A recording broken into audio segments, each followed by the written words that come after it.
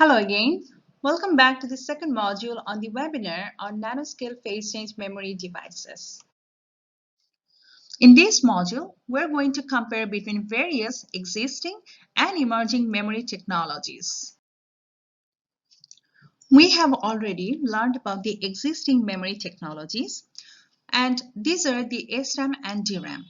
The SRAM stands for the static random access memory, and DRAM stands for the dynamic random access memory. We learned that both of them are very fast. So their read and write latencies are in the order of nanosecond, where SRAM is even faster than the DRAM. We also learned that these two memory devices can be cycled up to a very large number, which is in the order of 10 to the power 16. So we can cycle up to this very large number without any deterioration of the cell states. Now here we are also learning a few other disadvantages of these memory cells. For example, if we focus on the SRAM, we see that it has a very large feature size, which is 140 F square. And if you look at this cell structure, you would see that there are 6 transistors in the SRAM cell. So that is very difficult to scale down. So that is a big disadvantage for the SRAM cells. Also, in the DRAM cell, we have a capacitor. And whenever we have a capacitor in the memory cell, that is also difficult to scale down. So the scaling of the SRAM and DRAM are quite difficult. On top of that, we already learned that both of them are volatile. And in addition to the volatility nature, which means that the power, whenever the power is turned off, the stored memory will be erased. On top of this problem, there is another problem in the DRAM, and that is it requires frequent refreshing because this capacitor discharges quickly and refreshing of this capacitor is required. Now, if we compare these properties of the SRAM and DRAM with another non-volatile current storage solution, which is the NAND Flash, we see that here we have some good facilities, such as the NAND Flash is non-volatile. So it's good because we can retain the stored data even when the power is turned off. We also see that this is much more scalable. Here the feature size is 5F square, and this is also easy to fabricate because the flash cell basically looks like a transistor with a floating gate. So it's much easier and low cost fabrication. But there are some significant disadvantages in the NAND flash technology.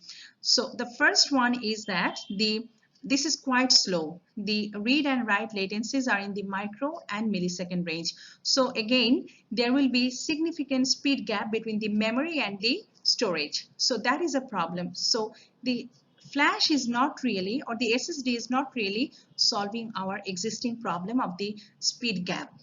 And another problem is that the endurance of the flash is significantly lower than the SRAM and DRAM. So this will not run for a long time. Now, if we check the properties of PCM and its counterparts, such as the STT-MRAM, which stands for the spin transfer torque magnetic random access memory, and the RRAM, which stands for resistive random access memory, we see that these three technologies have quite similar features. All of them are non-volatile in nature, so they will retain the stored data even when the power is turned off. All of them have much smaller feature size. These feature sizes are much smaller than the SRAM feature size. Now you may see that there are some lower and upper bound for each of these cases. The reason behind that is sometimes these memories are used alone in a crossbar array, and sometimes they also accompany a selected device. So when there is a selected device like a diode or transistor to introduce the nonlinearity in the selection process, the feature size will be on the upper side. But if this device is used alone, then the feature size would be on the lower bound.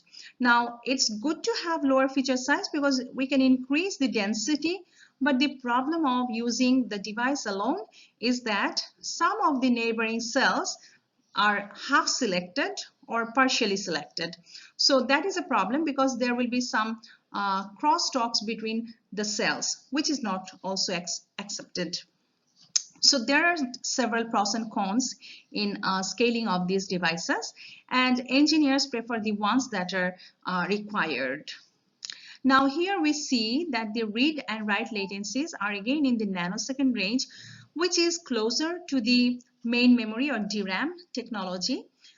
And we also see that the endurance of some technologies are as high as SRAM and DRAM. For example, for the STT-M RAM, the endurance is really as high as the SRAM and DRAM.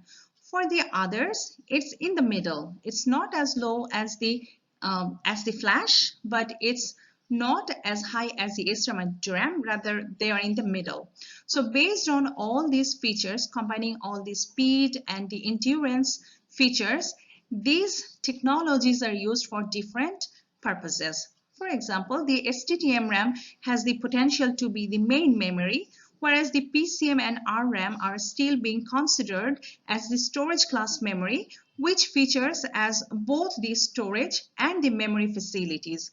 So with the improvement of the materials of the cells and the cell design structures, these properties can be further improved. And this is a currently ongoing research trend in these non-volatile emerging memory technologies.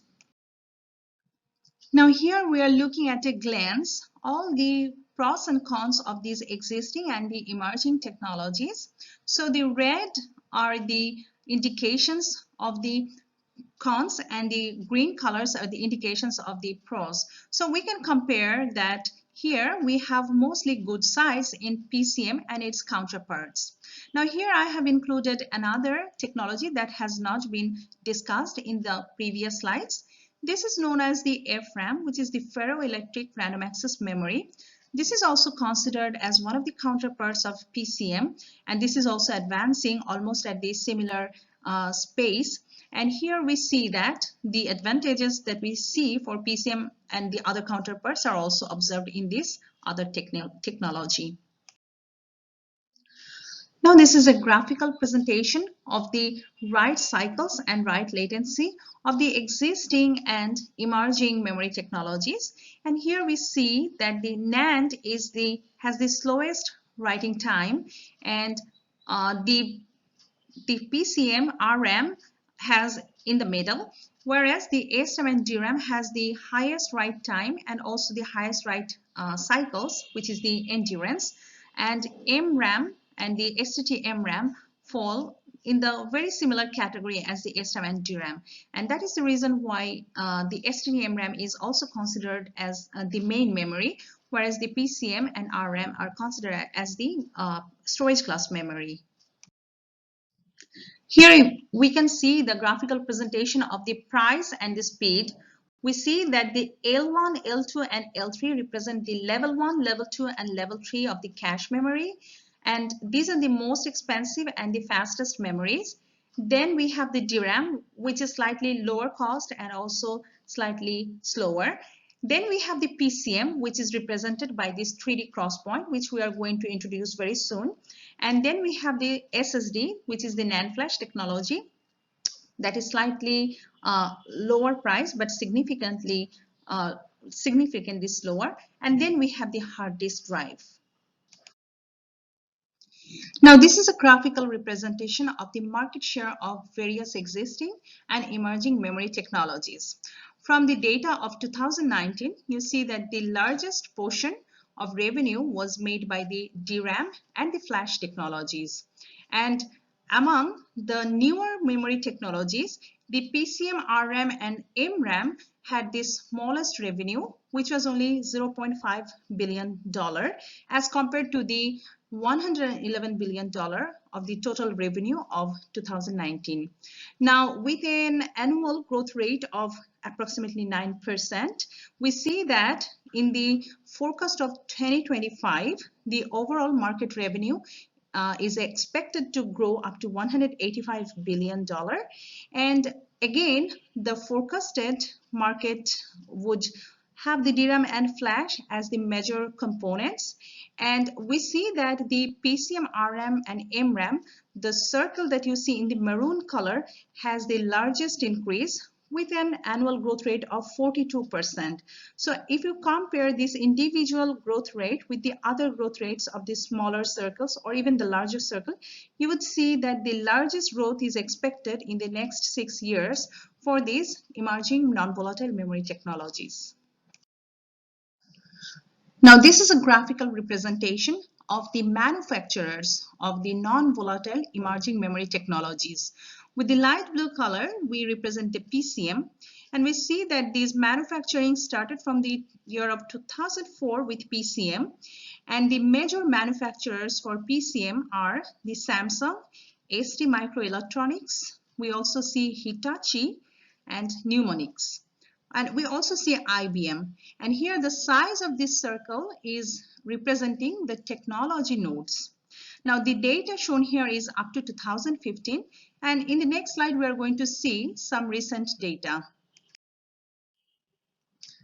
In the recent years, we see that PCM, which is represented again with the blue color, we see that Micron and Intel are producing the PCM devices in the recent days. The memory used in the Intel Optane is the 3D crosspoint, which is the phase change memory, and it is expected to bridge the gap between the existing memory and the storage technologies. This 3D crosspoint memory has a phase change material in series with a selected device, which you can see here in these SEM images.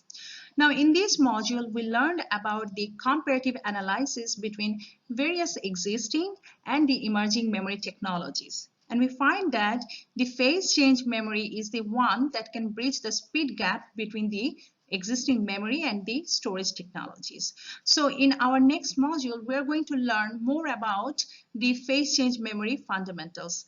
Thank you for your attention on this module.